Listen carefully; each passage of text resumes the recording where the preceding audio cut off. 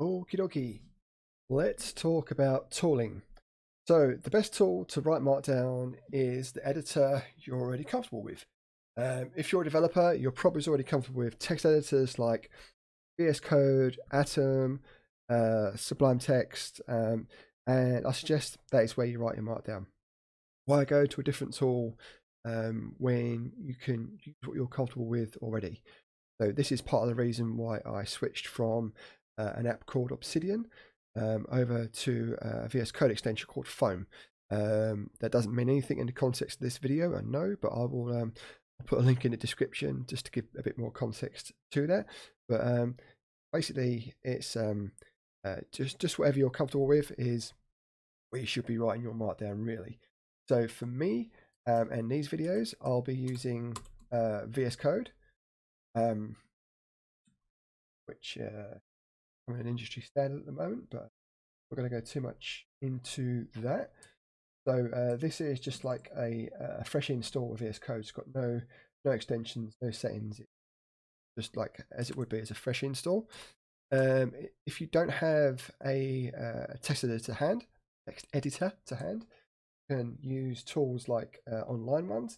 So this is a pretty cool one here, Markdown Forge by Justin. And there's also this one called Stack Edit. So this one's pretty cool because it's got lots of like extended features on top of it. So got like the synchronized scrolling here, but it also uses KText or KText, which is for rendering latex or latex. It's for mathematical expressions here, and also like process flow diagrams with Mermaid. Yeah, into this later. So you can use either of those if you've got a text editor, but for me, I'm going to be using VS Code. So let's just get this quickly initialized. So it wants me to install this remote WSL extension. This isn't anything to do with Markdown, but I'm on Windows and I use Windows Subsystem Linux, so it's detected that and it's prompted me to do that straight away. Not going to argue, just going to go ahead and install it. And there's one other extension I want to install, which is Prettier, and this will just make my code look prettier. So this is just for formatting your the Markdown I'm going to be. Okay, so just got an empty project here, got an empty file. Hello. In VS Code, there's an option to Markdown. If you go over to the right here, you can see this. Let's make this a bit bigger, up a bit. You can click on this to open a preview, and that will open this on the other side. There we go. Hello world. Boom. Now Markdown Pro. Hello world. That's it. No, just joking. So there's a couple of other settings I want to enable on this, which is for Prettier.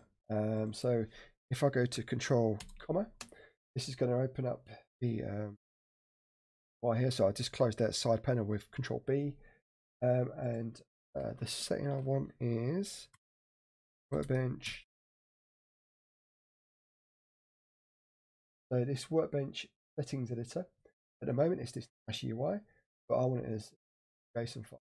Close this and then do Control again. I will get the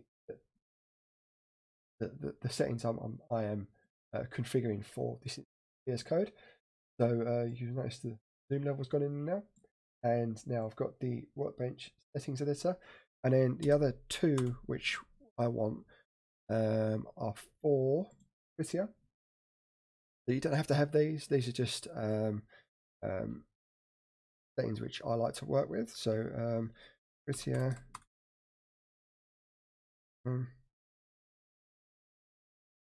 Defaults to 80.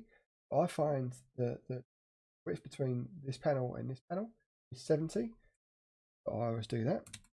And there's one for Markdown, which is called Prose Wrap.